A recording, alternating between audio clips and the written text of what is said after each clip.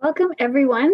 Thank you very much for joining me this evening for this lecture on remembering war in St. Catharines. Before we begin, I would like to acknowledge that our community is filled with diverse stories, and we recognize that our story begins with the Indigenous peoples of this land. We acknowledge that we are recording this podcast on that we are recording this lecture on lands that have been inhabited by Indigenous people for millennia, and we would like to honor the centuries of Indigenous peoples who walked on Turtle Island before us. My name is Kathleen Powell, and I'm the Supervisor of Historical Services and Curator at the St. Catharines Museum and Welland Canal Center. Welcome to tonight's lecture, Holding the Torch High, Remembering War in St. Catharines, the 9th lecture in our virtual museum lecture series that we are presenting during our public closure. While we can't be there in person to share these great community stories, we hope that these lectures provide you with a little bit of historical joy and spark imagination and exploration into other aspects of our city's rich history. This is our last lecture in our summer series. We'll be taking a break in July and August, and we'll be back in September with a new series of interesting lectures relating to our community's history. Please keep an eye out on our social media for our fall lecture series as we get closer to the date.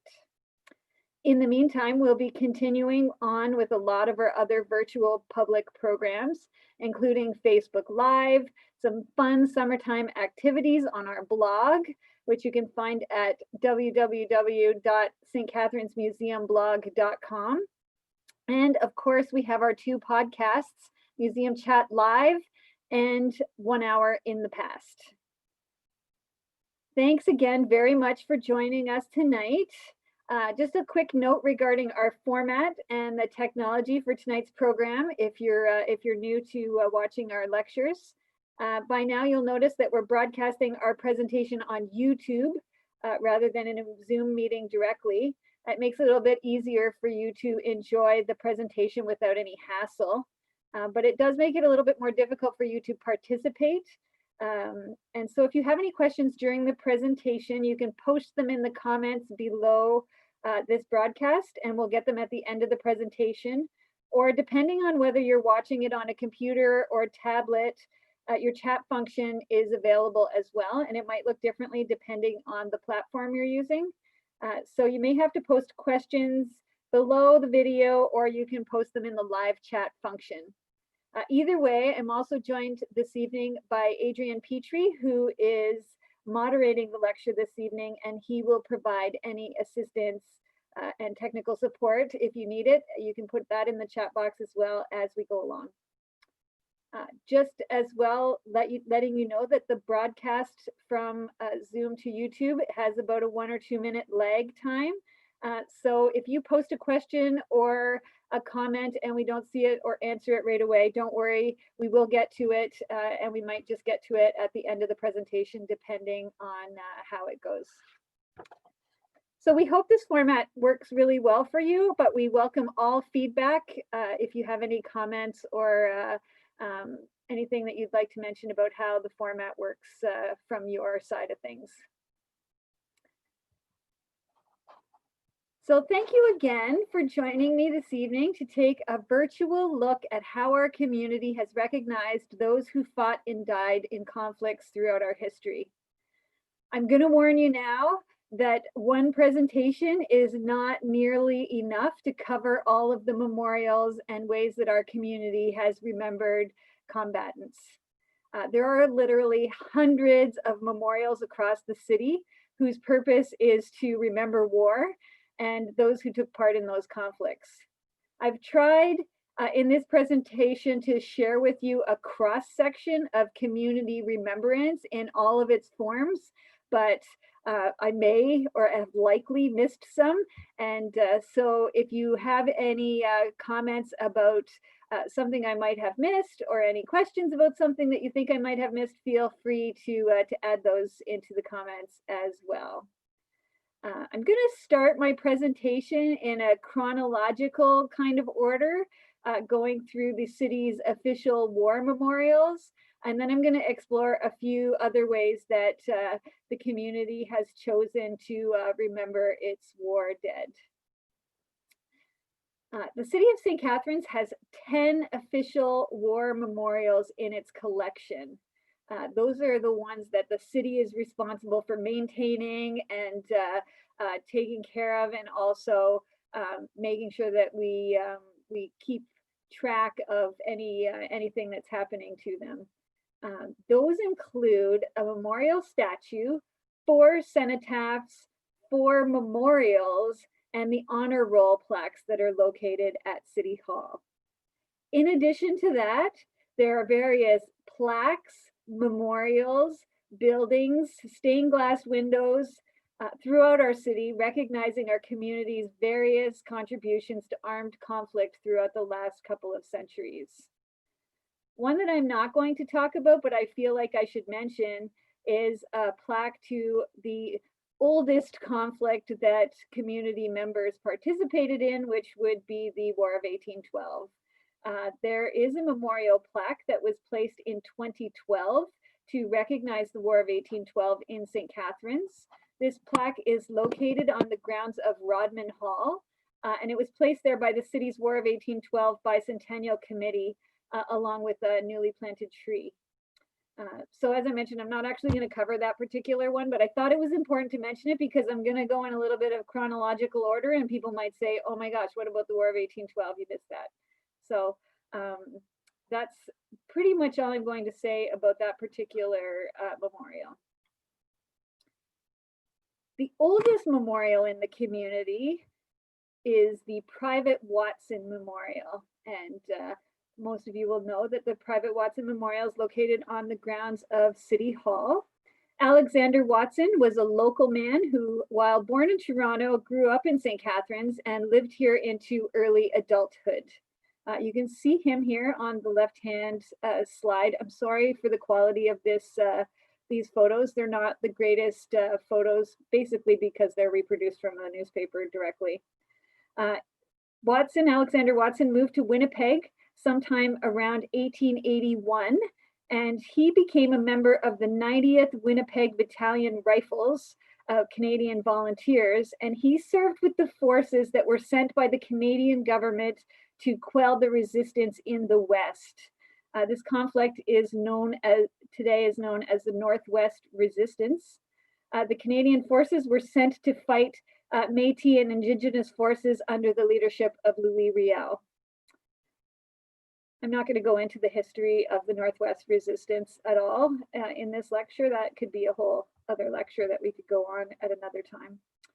Watson, however, was mortally wounded on May 12th, 1885, in the very last action of the conflict, the Battle of Batoche, and he died of his wounds 3 days later, and he was 28 years old.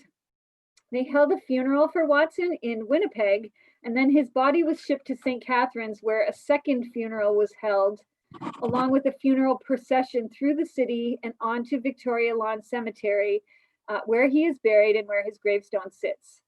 So as I mentioned, the photo on the left here is a slide of, on the left of this slide is a photo of Watson that was taken about a year before his death. On the right-hand side of the photo, on the right-hand side of the slide is a photo of the funeral procession here in St. Catharines as it was passing along Ontario Street. An interesting note about this photo is that the man in the photo who is carrying the umbrella is Private Watson's father, David Watson, as he follows along the procession. And Private Watson's casket was carried on a gun carriage to Victoria Lawn Cemetery, and he's buried there. And his gravestone is at the cemetery. In 1886, a public subscription was taken up to erect a memorial to Private Watson, and permission was granted by the city to go ahead with the project. The monument was erected in memory of Private Watson, but was also intended to represent all volunteers who fell in the Northwest Rebellion, as it was known at the time. Today we know it as the Northwest Resistance. The man on top of the statue represents a Canadian volunteer in the at-ease position. The limestone statue was built in 1886 by James Monroe's Marble Works, which was located on St. Paul Street. And after being granted permission by City Council, the memorial was placed on the grounds of City Hall. And you can see that in this slide here is the old City Hall, and the memorial was located kind of at the side, which I think would basically be almost, I think, in front of where the current City Hall is now. I could be wrong about that, I'm sorry. Anyway, originally the memorial was intended to go at Victoria Lawn Cemetery, close to where he is buried. However, I assume the group that was putting together the project decided to ask City Council to have it erected on the lawn of City Hall. So this monument was unveiled on Tuesday, September 14th, 1886. And the newspaper at the time reported that it was the largest crowd ever seen in the city. And from this photo, which I'm sorry is not a very good photo at all, it's basically a scan from a photocopy of the original photo. You can see in this picture that there was a huge crowd there for the unveiling. I think it's particularly interesting to note all the people that are sitting on the roof of the City Hall building. It's quite a substantial number. Doesn't look particularly safe either, but anyway, it was an incredibly large crowd who attended the unveiling.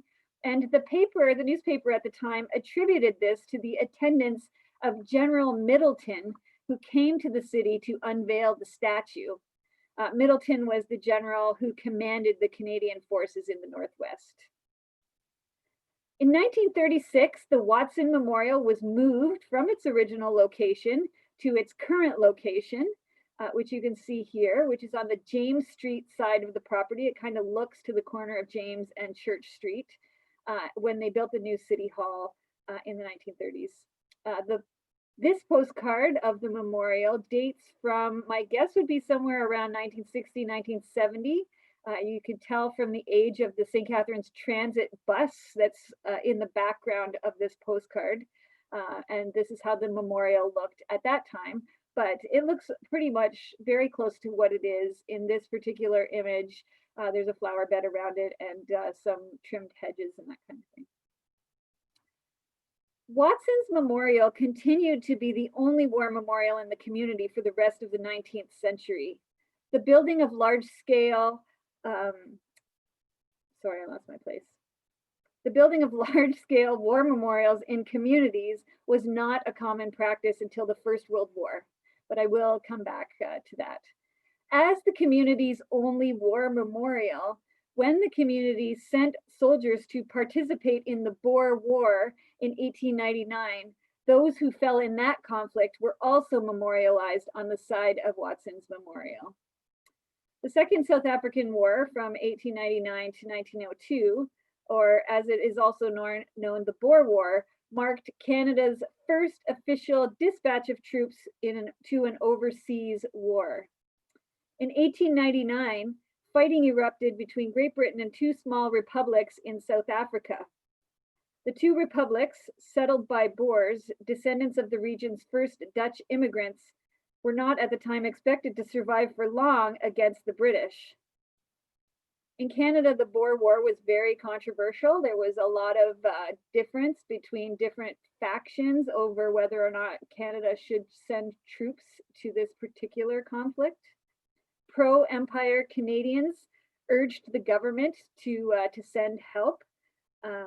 The war, they argued, pitted British freedom, justice, and civilization against Boer backwardness. And while many English Canadians supported Britain's cause in South Africa, most French Canadians and many recent immigrants from countries other than Britain wondered why Canada should fight a war halfway around the world. It really appeared to be an imperial war that really had nothing to do with Canada. But concerned with maintaining national stability and political popularity, Wilfrid Laurier, who was the prime minister at the time, did not want to commit his government. He made a good effort to not commit his government. And yet there was a very strong imperial Canadian kind of nationalism in Canada at the time, and public pressure to send troops mounted quite significantly. And it was a bit of a tempest in the news at the time. As a compromise, Laurier agreed to send a battalion of volunteers to South Africa. And over the next 3 years, more than 7,000 Canadians, including 12 women nurses, served overseas. While local soldiers were not called up in the first contingent to be sent over to South Africa, eventually local units were able to volunteer for service, and a small group was sent with the second contingent. 5 local men were killed in South Africa. Interestingly, the plaque on Watson's monument only lists 4 of those men. And you can see here, there's the plaque. I've added a little bit of an inset in this slide because the original photo wasn't a very good quality. You couldn't read it very well. So the inset, you can read what is on the plaque on the side of Watson's memorial. This isn't the original plaque. The original plaque was replaced when the Private Watson Memorial was restored in the 1980s, but the wording is similar to what would have been there. A plaque to the local men who fought in South Africa is also located at the Lake Street Armory, and you can see that here. This is the plaque that's in the Armory building. It's a contemporary plaque from the period. It was likely installed soon after the war, or possibly in 1905 when the Armory was built. Interestingly, some of the language that we would see in future soldiers' memorials can be found on this plaque. Note the sentence at the bottom of the plaque, being made perfect in a little time while they fulfilled long years.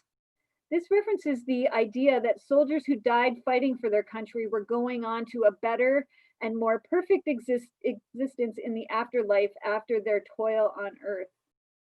This would come to be a very common way that those left behind were able to reconcile the kind of loss that would come from warfare. So at this point, I'm going to diverge just slightly from my talk about the city memorials themselves first, because I want to keep the focus on the South African War. So the plaque that's at the Lake Street Armory is not an official city plaque, the one that you're looking at now.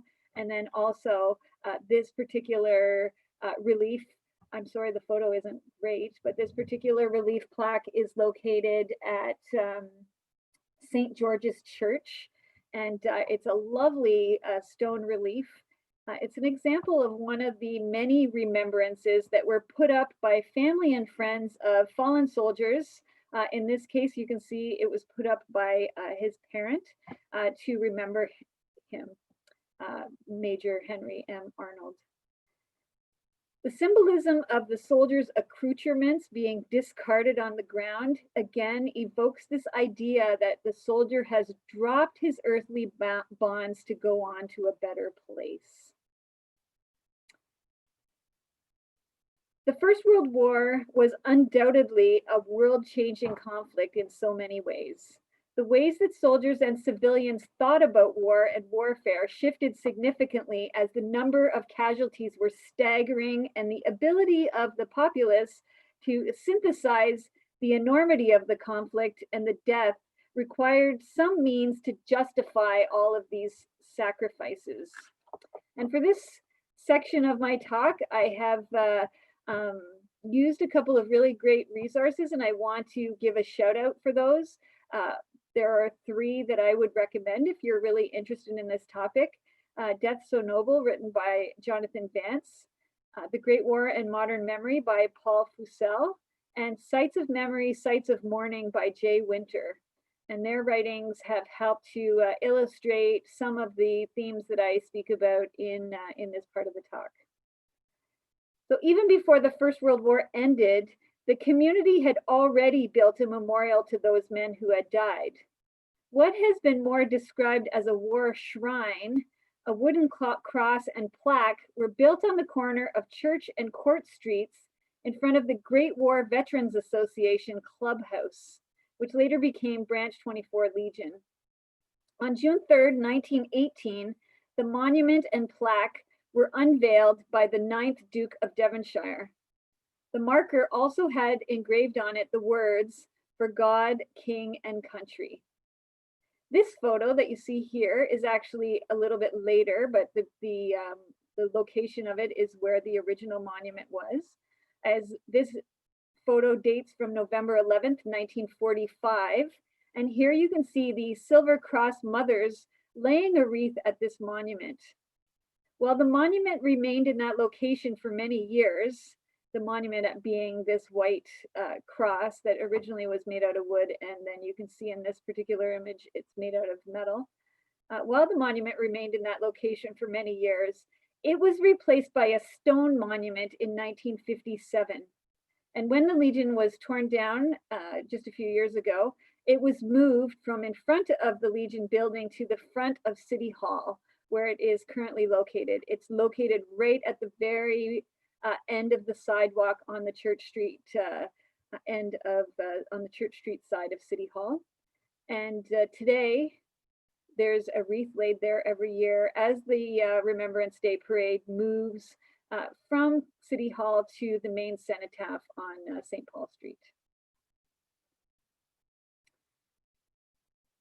The first cenotaph memorial that was built in the community after the First World War was the Maritime Cenotaph. It was built in front of the Maritime Town Hall and was unveiled on July 31st, 1921. As noted in the newspaper on that day, Sunday afternoon was the time set for the unveiling of the beautiful granite shaft, or rather twin shafts, which the loyal town of Maritime had erected in loving memory of her 24 brave sons who lie in the fields overseas. Their lives sacrificed to the great cause for which we all strove for over 4 long and weary years.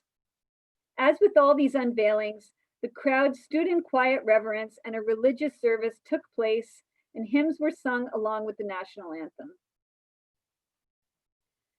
The chairman mayor spoke about the reverence of the event and the honored dead who gave their lives so that locals could be free. It's difficult for us today to recognize the shift in language about war at this time, from the soldier who died in battle to a soldier who gave his life for the cause, freedom, truth, liberty, and righteousness. That death in battle for such principles was a noble death, and instead of being seen as a loss, it was seen as a sacrifice. This is a common theme in memorials built after the First World War, and the Maritime Memorial and the language used at the unveiling bears this out. For us today, this is common because we've seen it basically for our entire lifetime. But prior to the First World War, there was a shift in the way that language was used so that people would really be able to take in the enormity of the loss from the war and be able to find a way to be able to move forward with that. Whoops. A couple of additional things to be said about the Maritime Cenotaph. It was built at a cost of $6,000 by the Thompson Monument Company. In addition to this memorial, the town of Maritime had gold medals struck for all of their returning soldiers or for their next of kin to recognize their service to the community and country. Later, fallen soldiers from the Second World War and recognition of service in Korea and Afghanistan and peacekeeping were added to the cenotaph. All the cenotaphs that now fall within the city limits of St. Catharines were built after the First World War, but since that time now represent memorial to soldiers in all the conflicts that have happened since then. In our chronological timeline, the next cenotaph to be built was the Grantham Cenotaph. Sorry, this photo isn't as good a quality as I was hoping it would be. This cenotaph can be found in Victoria Lawn Cemetery. It was unveiled in 1922 to a large crowd of local citizens and veteran soldiers, as you can see here in this photo. And as you can see, the cenotaph was draped in a large Union Jack flag, which was removed to unveil this lovely monument. The word cenotaph means empty graves, and these monuments essentially represent the altar to which reverence is made to soldiers in war. And that was really their purpose throughout, especially considering that most soldiers were not buried where these cenotaphs were built. Most were buried overseas where they fought. Also, many of our local cenotaphs include lists of soldiers from those communities who died in war, and this particular one is not any different. And you saw the same on the side of the Maritime Monument, or the Maritime Cenotaph.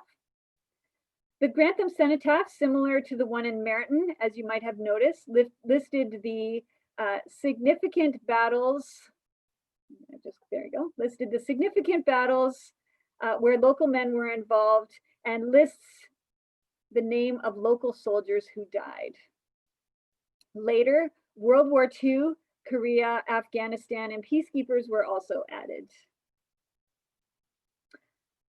I'm going to just step aside from our chronological account here again for a moment to make a note of a few other memorials that are located fairly close to the Grantham Cenotaph in Victoria Lawn Cemetery. Located close by is the Legion Memorial, which you can see here. It's a lovely cross and sword monument. This style of monument, you've probably seen it in many different kind of iterations in war memorials across the world. This style of monument is very similar to a style called the Cross of Sacrifice. The Cross of Sacrifice is actually a monument. It's a Commonwealth war memorial that was designed in 1918 by Sir Reginald Blomfield for the Imperial Wargraves Commission, which is now the Commonwealth Wargraves Commission. It is present in Commonwealth war cemeteries containing 40 or more graves. This one is not a cross of sacrifice, but it looks very similar to ones. So that's why I thought it would be interesting to just focus a little bit on what that means. The cross of sacrifice is an elongated Latin cross with proportions more typical to a Celtic cross, with the shaft and the crossed arm octagonal in section. A bronze longsword, blade down, is affixed to the front of the cross and sometimes to the back as well. And you can see this one is in stone, but essentially covers those two different parts of what a cross of sacrifice would look like. The cross of sacrifice is widely praised, widely imitated, and the archetypal British war memorial. It is the most imitated Commonwealth war memorial, and duplicates and imitations have been used around the world, just like this one in particular. But the cross of sacrifice is also meant to link the British or Commonwealth soldier and the idea of the Christian concept of self-sacrifice, which we've talked about already, this idea that you're giving your life for a bigger cause than yourself. Also located in Victoria Lawn Cemetery is the Korean Veterans Association Memorial, which is just close to where the cross is located for the Legion Memorial, and the 10th Battery Royal Canadian Field Artillery Memorial. These are all located within the veterans area of the cemetery. If you're driving along Queenston Street and you drive past the Carillon, it's right on your right-hand side, just past the Carillon Tower. And they're surrounded by burial places of many local veterans. You'll see if you drive past or if you go for a walk in the cemetery, which I highly recommend, it's a lovely place to visit, that veterans' graves are all adorned with Canadian flags. Also located nearby are stones placed by the Commonwealth Wargraves Commission. You'll recognize these stones as the same stones in cemeteries all across Europe where soldiers are buried in Commonwealth war cemeteries. While the majority of war graves are located on battlefields across the world, there are 18,400 war dead located in 2,800 burial grounds within Canada that are the responsibility of the Wargraves Commission still. These are combatants that would have died as a result of their service, but who came home and potentially, died of a result of their wounds or something related to that. I think at this time, it's actually a really great spot to touch briefly on the Commonwealth Wargraves Commission, as the choices that they made with regards to memorials and recognition continue to resonate in how we memorialize our fallen soldiers. The Commonwealth Wargraves Commission was established by Royal Charter on the 21st of May, 1917. It came out of the British Wargraves Registration Commission, which was established in 1915. There was a recognition that the magnitude of the task of dealing with so many war dead would require some serious organization. A man named Fabian Ware, who was an industrialist, really pushed the imperial government at the time after he made a visit to European battlefields, and he was astonished by the conditions of the resting places of the soldiers who were buried there. And so he pushed the government to create this commission, and they appointed him as the person in charge of kind of moving this along and moving the idea forward. It's quite an interesting topic. If you're interested, I highly recommend you do some extra reading on the Commonwealth Wargraves Commission. And the Commonwealth Wargraves Commission has 4 guiding principles. One was that all war dead be commemorated individually over their grave, if that grave is known. That there be no distinction based on military or civil rank, race, or creed, and that the design of the war graves is non-denominational in nature.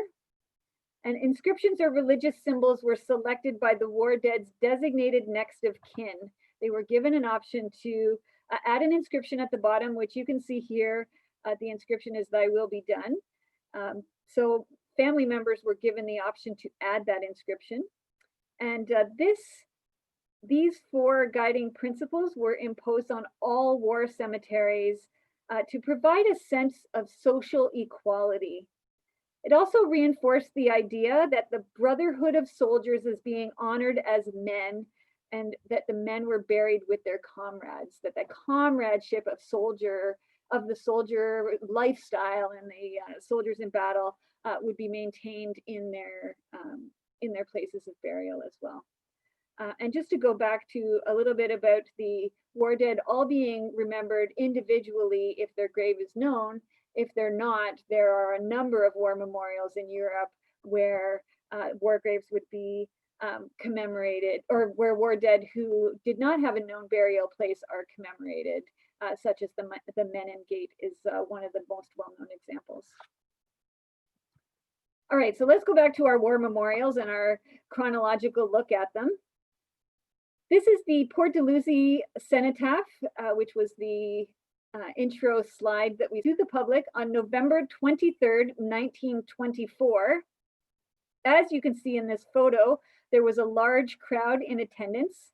The Lieutenant Governor of Ontario was in attendance to unveil the monument, which at the time was draped in a large flag with 4 soldiers in memory of those men who gave their lives for king and empire in the Great War, 1914 to 1918.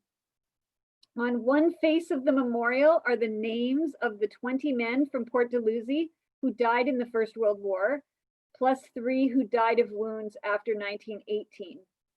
The rear, which is on the right-hand side of this slide, the rear face includes the names of the battles in which local soldiers fought. This is one of the loveliest memorials, I think, in the entire Niagara region. It's quite striking. On top of the memorial stands a mourning soldier dressed in a First World War uniform, head bowed, helmet over his heart, holding a laurel wreath over a cross while standing in a field of poppies. You don't actually notice all this until you kind of read what is happening here, and then you look closer. You can see there's poppies on the rear side. If you look between his 2 feet where his calves are, you can see some poppies, and on the front of the cross there's poppies kind of growing up the side. And he also has a laurel wreath, and so he's obviously remembering, the idea is that he's remembering comrades who died in battle. Since the monument was installed in 1924, the name of 7 men who died in World War II have been added, as well as mention of the Korean War and Afghanistan and peacekeepers as well. And the most well-known of our war memorials, I would expect, is the St Catherine Cenotaph. This isn't a great photo either, but I really love this photo because it shows the enormity of the crowd who attended the unveiling of this monument. It's the main cenotaph in our community, where the yearly Remembrance Day service is held on November 11th. The location of the cenotaph was sited near the Burgoyne Bridge, which was chosen as it was located in the main thoroughfare into the city at the time. Generally, which I didn't know before doing research for this presentation, they tried to locate cenotaphs closest to the large highway or thoroughfare that went into your community so that people would see it when they were driving past. And this was no different. At the time that this was built, the Burgoyne Bridge would have been the main thoroughfare into St. Catharines, and so this was built just a stone's throw from there. The cenotaph was built with the help of public subscription of $18,000. The monument consists of a large column constructed of brick and granite, mounted atop a concrete plinth, and set on terraced steps. The metal handrails that are there now were added later to provide some accessibility, and there's also ramps that were added just a few years ago as well to help with accessibility up to the cenotaph. There are various symbolic carvings on this monument, which are quite interesting. It's a very lovely monument. On top are the St. Catherine's crest, which you can see here, and on the back side, which you can't see, is a maple leaf. And right down the front, a crusader sword runs down the front of the monument, symbolizing struggle. And then the sword is placed above a group of discarded soldiers' equipment, which includes a canteen, a pack and helmet, signifying items that the soldier no longer needs and the end of his earthly struggle.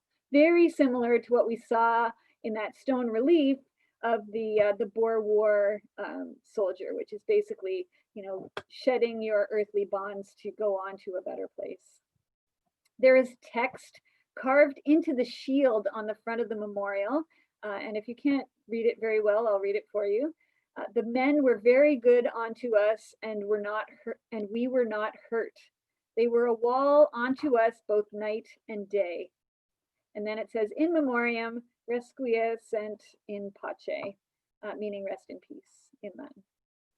Originally, there was a reflecting pool in front of the memorial, which has now been removed. It's been removed for a significant amount of time. I'll go back so you can see that. So you can see here, there's a reflecting pool in front to kind of give you people who are there viewing an opportunity to sit and have a peaceful reflection on the reason for the memorial. I know this isn't the greatest shot for you to be able to see in this format, but it's a really great panoramic image showing almost from the Merit House, which you can't see, just on to it would be to the left-hand side where the tree line is, all the way to the corner of St. Paul Street and Ontario Street. And you can see some people sitting on the roof of this building right on the very corner on the left, and just people all over downtown. There's some people on the building that's a gas station to the right next to where it says Marvel Lube. So the memorial was unveiled on August 7th, 1927, and that's what this picture is showing. Church services in the city, which would have happened at 10 a.m., were moved so that the service to unveil the monument could be held at 11 a.m. The service at the monument consisted of a parade, which ended at Memorial Park, which this whole area is called now, and the laying of a wreath by His Royal Highness the Prince of Wales, who would later become King Edward VIII. You can see him here laying the monument. He's the gent with the straw boater hat. As you could see from the last photo, this one here, there was a large crowd in attendance for the ceremony, and the flag-draped monument was unveiled to the public. The unveiling was carried out by Major W.B.M. King, who was the commander of the St. Catharines units, who was the very first unit under fire in 1915. Also, similar to our other cenotaphs, as I've already mentioned before, World War II, the Korean conflict, and Afghanistan, as well as peacekeeping, have all been added to this memorial to the city's dead. While speeches were kept at a minimum on the unveiling date, the themes of the speeches were similar to what we have already heard about other cenotaph and monument unveilings, not surprisingly. Major Hugh Bell, who was the president of the St. Catharines Post of the Royal Canadian Legion, spoke, and in his remarks noted, and I'll quote, "Those who died were our comrades. This memorial commemorates, gladly gave their lives." Then he read the inscription on the shield of the monument, which I read earlier, and continued, and I quote, "On their courage and self-immolation, a Canada has been founded, a new people born, and a greater idealism enshrined into the story of humanity." The speeches were followed by the lament played on the bagpipes, which was described as a most fitting climax to a beautiful ceremony. On the front of City Hall are the plaques marking the names of all of our community's war dead since the First World War. The other plaques, as I mentioned, are on the side of the Watson Memorial from prior to the First World War. The first of these plaques, the First World War plaques, were unveiled on November 11th, 1940. And this is a photo of the unveiling date. And you can see the flag-draped plaque on the left-hand side, and you can see that it is pouring rain. So the service was held through a major downpour. There were several groups that chose not to attend because of the rain, but it was noted in the newspaper that the Girl Guides were hardy, and there was lots of cheering for them for their hardiness in parading to the cenotaph to attend the unveiling of these plaques. They were unveiled by Mayor Charles Daly, who noted, and I quote, that their memory will live forever, and these plaques will stand in perpetual memory to the fallen heroes of St. Catharines. At the time of the unveiling, it was noted that they would be installed in a public corridor at City Hall, but they were eventually installed outside the building and are located on the front facade of the Church Street entrance. The World War II parts of these plaques were added in as early as 1945, as you can see in this photo, where Remembrance Day services that year saw the unveiling of a new list of war dead. So you can see they had this unveiling of this plaque that kind of stood off of the City Hall building itself in this frame. Eventually, they took all of those names and transferred them to plaques that looked exactly like the World War I plaques, and those have been installed on the front facade of City Hall as well. A plaque to the Korean conflict was added later, and nearly 2 years ago now, on Remembrance Day, the plaque to remember the St. Catherine soldier who died in Afghanistan was also added.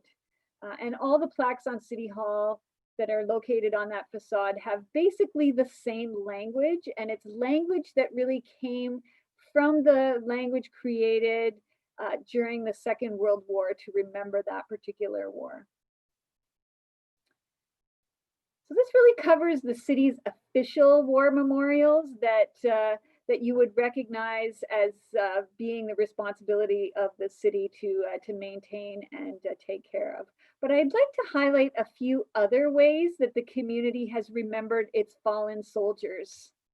These memorials are all over the community, and they're sometimes missed just in everyday busyness of life. Firstly, I want to mention the Memorial Chapel at Ridley College. And that's what you see here in this slide. I'm sorry, the slide's a bit on an angle. My photo taking skills probably need some work. And this lovely building was built in 1921 by architects Sproat and Rolfe. And it remembers 62 Ridleyans who gave their lives in the First World War. You can just barely see, it's very difficult because it's, you know, white on white, but you can just barely see here that the names of the soldiers are engraved on these stone walls on each side of the altar in the chapel there in two large wall sections. Additionally, throughout the chapel are various plaques to individuals whose family and friends would have raised funds to add plaques to those men. So there's this one here to Gerald Edward Blake, and this one to Jack L. Hart and Jack M. Wainwright, which this one I think is really interesting because clearly they were good friends, went to war together, both died in the war at 19 and 20 years of age. And I love the inscription that in death they were not divided, which really is very similar to the idea that the Commonwealth Wargraves Commission felt was important in memorializing soldiers from this war, from this conflict. Additionally, the chapel includes lovely stained glass windows. And anyone who's tried to photograph stained glass windows probably knows that they're really difficult to do. And so I'm sorry that the quality of the window images is not the best, but I tried to do my best to at least capture the feel of the stained glass windows that I'm going to show you here. These particular windows depict medieval soldiers and religious scenes kind of together. It kind of takes a medieval look at a religious biblical scene. And this is a very common theme after the First World War, especially, where they would kind of put a martial tone on a biblical scene to kind of tie together this idea that it was a just conflict and that you were fighting for God as well as king and country. Also want to mention, although I don't have a photo of it, that Ridley also built their Memorial Great Hall, and they included with that a list with an honor plaque, which was dedicated in 1950 to the Ridley students who died in the Second World War. And then just keeping a little bit on the theme of stained glass windows, there's some beautiful stained glass windows in churches around the community. I'm not going to be able to show you all of them, even though I would love to. They're so amazing if you love stained glass windows. And they also are there to recognize memorializing wartime soldiers. This one is in St. John's in Port Luzi, and it takes as its theme the soldier being exalted by God for his sacrifice and going to a better place where there is no suffering. In that same church are these two windows here.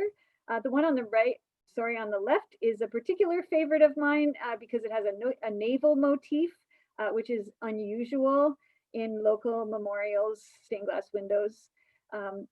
The part of the window that is the memorial that tells you what these windows were made for and why they were pulled together is the bottom section. There's a little scroll. It looks like a scroll of ribbon, and most of them were done by family and friends that memorializes a particular soldier. This relief sculpture, very similar to the one we saw earlier, almost exactly related to the Boer War, is located at St. George's Church, which is also the Garrison Church. Also on display at this church are a number of plaques and monuments to local soldiers. And there's also a set of regimental colors on display at the back of their church. This church also has lovely stained glass windows, of which this is just one example. And again, it's that biblical scene, but also using kind of a medieval war kind of theme to it to kind of tie the idea of fighting for a higher purpose. The Silverspire Church on St. Paul Street has a fairly large number of plaques located within the building and which memorialize soldiers from both the First and the Second World War. And here's just a couple of examples. The one on the, well, you can see that on the right is the First World War and the Second World War. And the one on the left is very common look to the ones that we would see in many churches honoring Second World War soldiers. A lot of them were handwritten, and most of the churches around the community have a roll of honor from the Second World War. This one is also at the Silverspire Church, and it was pulled together by as you can see, the Sunday school, and it's the Sunday school's war memorial, and assumedly these soldiers are all members who attended the Sunday school at this church. Apparently there were also very lovely stained glass windows at the Silverspire Church that didn't survive damage by fire in 1962, and so are no longer available for us to see, which is quite unfortunate because not all of our churches were in existence prior to the First World War, and so some of the newer churches wouldn't have the same kind of memorials to World War I, but most of them do have memorials to World War II. This particular plaque is located at the Queen Street Baptist Church, and I thought it was a really interesting one to feature because of its stone, which is different from what we've seen. A lot of the plaques are bronze plaques, and then we saw a couple of the kind of relief sculpture, essentially. And it's an interesting example of an honor roll to the congregation's war dead. The Queen Street Baptist Church also has quite a lovely stained glass window, and unusually this particular one, which is newer than some of the ones that we've seen so far, also has 3 windows that recognize the 3 different branches of the Canadian Forces. So it has an Air Force, an Army, and a Navy window, which is quite unusual. And then I'm just going to end off because, you know, I've gone on for quite a long time. I'm going to end off with a couple of plaques from the Knox Presbyterian Church. This one here, which, sorry, is a little bit blurry, but it is the honor roll of soldiers from the First World War, and it's located within the church. But this Knox Presbyterian Church actually has quite a number of World War I and World War II plaques around. Including this one here to the 80 family, which is significant. The 80 family lost 3 sons of 4 in the First World War, and they were members of this congregation. And there are a couple of plaques in this church recognizing their sacrifice that were placed there by the family.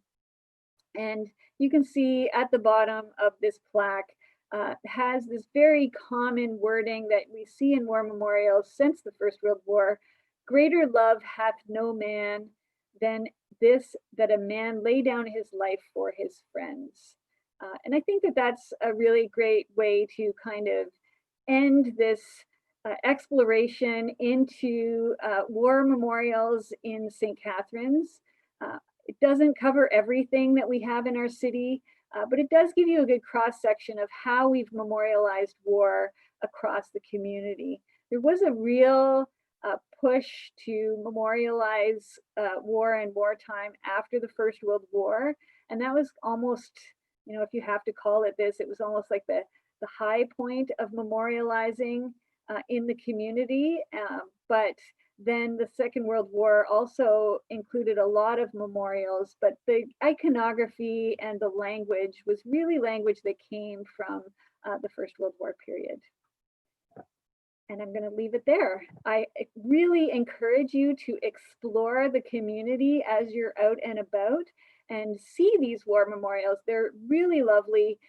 They're very beautiful locations. Usually they're located, if you go to see any of the monuments, they're located within garden precincts, and they're just very idyllic places to visit. And so I would encourage you to do that. And then take a look around. There are churches, schools, factories, places of business that have honor rolls to the men who went from those places to fight, and they're located all over the community. You've probably passed them and didn't even notice, And so I encourage you to take a look around and see if you can find more of our war memorials. Thank you very much for attending tonight's lecture. If you have any questions about tonight's presentation, you can post them in the comments or in the YouTube chat to the right-hand side of your screen. If you're using a tablet or smartphone, you might not be able to see the chat box, so put your questions in the comments section below. I'll give you a few minutes to post questions and comments, but just quick reminder that this is our final lecture for the season. Sorry about that, but we're going to take a bit of a break from our lecture series. We did 9 in a row, which is quite significant for us. We're going to take a break for the summer and give you a chance to get out and enjoy the summer weather. But don't worry, we'll be back on September 15th. Write that down in your calendar for more great topics in our virtual lecture series.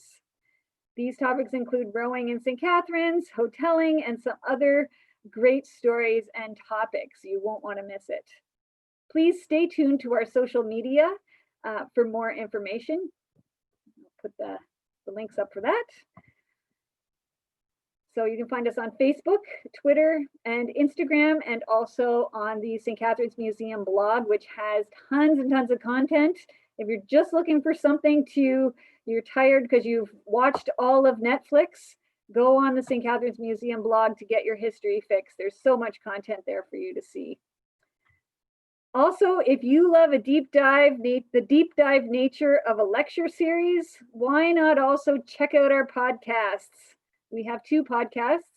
And if you're out walking around looking at historic memorials, download one of our podcasts to your device, your phone or your listening device, and you can listen to some St. Catharines history while you're walking around the city. We have the 2 podcasts, Museum Chat Live and 1 Hour in the Past, and you can find those on iTunes, SoundCloud, and Google Podcasts. But you can also watch them or listen to them, on our blog, stcatharinesmuseumblog.com.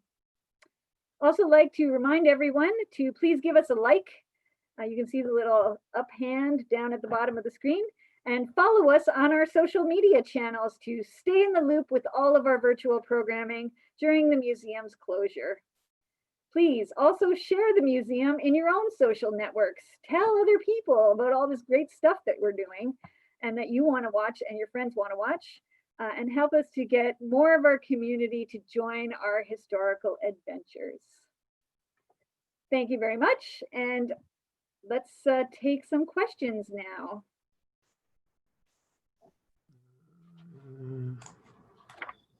Hi, everybody. Surprise. It's me, Adrian. Kathy's setup means she can't see questions. So I'm going to relay questions. Right now, Kathy, we have lots of super nice comments. Yay, thanks very much. About your presentation. Jerry says, fantastic presentation, Kathy, thank you. Jen says, thanks for a great lecture, Kathleen. Dorian says, thank you for this, very interesting. And Carol says, excellent, thanks. Yay, thank you all. I'd like to take a moment, because it's our last lecture, to thank our entire lecture series audience. Yes. Thanks for joining us. Yeah, thank you so much for joining us and for participating over the last 9 weeks. Some of you have been with us since all 9, and we really, really appreciate it. And we'll see you again in the fall. Before we head off, though, I have a question, just in case I don't want to cut us off too early, just in case we do have other questions from our audience tonight. But I had a question about, and I don't know if you know the answer, but I had a question about how how a church becomes a regimental church. Like, how does that work?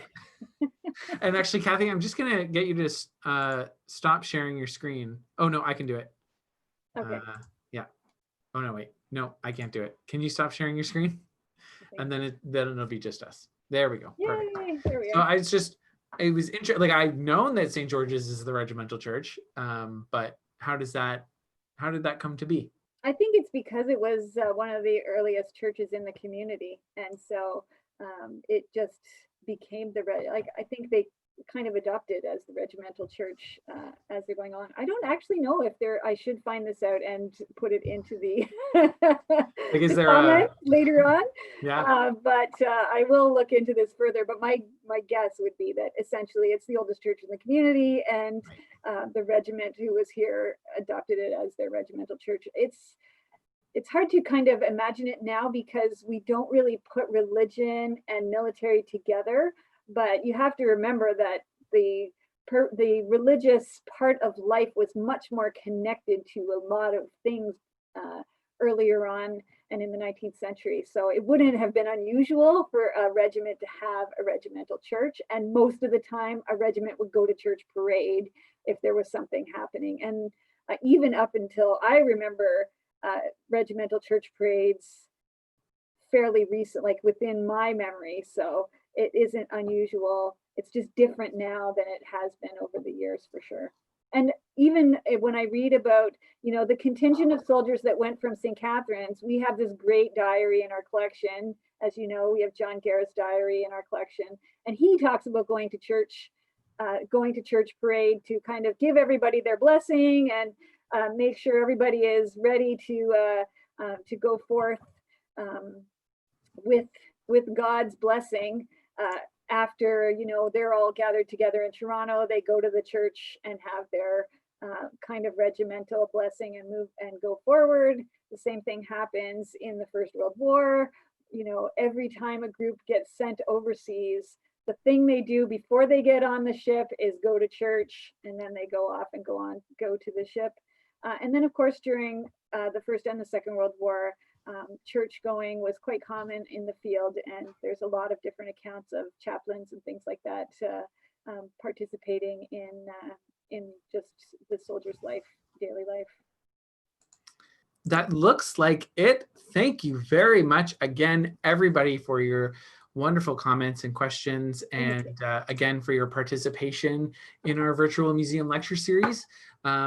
I bet we'll see most of you online throughout our programs over the summer, but we'll see you in earnest on September 15th.